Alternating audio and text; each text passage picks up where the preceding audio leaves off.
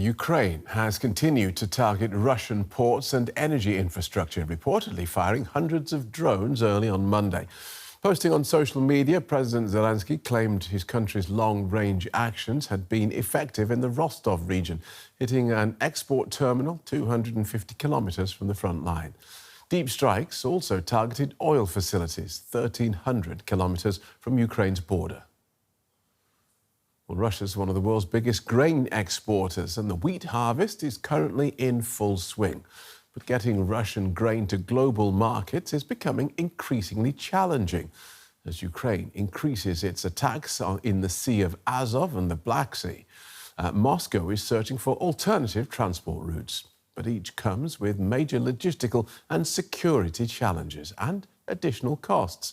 DW's Yuri Reshetto reports. Russia's wheat harvest is underway. But as grain begins to be transported from the fields, a key question is emerging. How will it all be exported?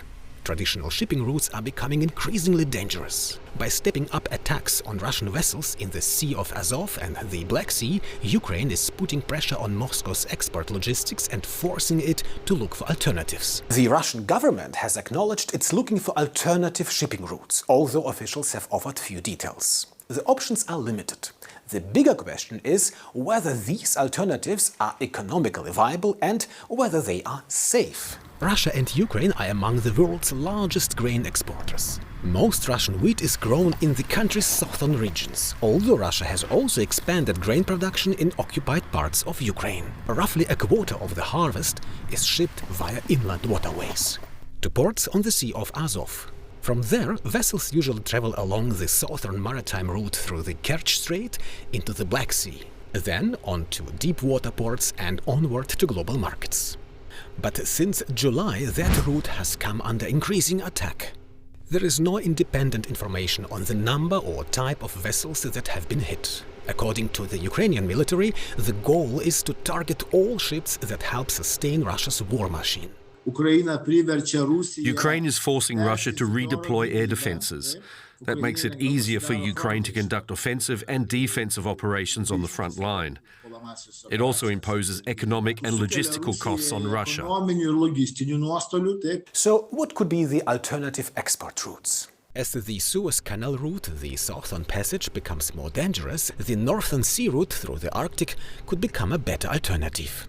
But first, tens of millions of tons of grain would have to be transported across the country from Russia's southern breadbasket to the Arctic coast. Other potential export hubs include Baltic ports such as Primorsk, St. Petersburg, Ust-Luga and Kaliningrad. If the south becomes unusable because of continued attacks, exports would have to be redirected through the Baltic. But that route is already crowded with oil tankers, and no one can guarantee those ports won't come under attack too. Those concerns are already becoming reality. Several Baltic sea ports, including St. Petersburg, were targeted by Ukrainian drone attacks in June of this year. But what about Russia's Arctic ports? Are they safe? The key Arctic hubs are Murmansk, Arkhangelsk, Sabeta, Dudinka, Tiksi and Pevek, all scattered along Russia's vast Arctic coastline, which stretches some 24,000 kilometers. Could Russia manage exports on that scale from Arctic ports? Experts are skeptical. It's very difficult and risky in terms of the weather. There is no available infrastructure for wheat logistics, and there is no specialized ship to transport this wheat through the Northern Sea route, at least not just 2 months in a year, but for a longer period. There is another concern: security. Arctic ports have so far been spared the kind of attacks seen in southern Russia. But analysts warn that could change. Ukraine says it has now domestically produced drones and missiles capable of striking targets up to 3,000 kilometers away. For now, Russia faces a dilemma. Whatever route Moscow chooses, it's likely to be more expensive, with no guarantee of safety.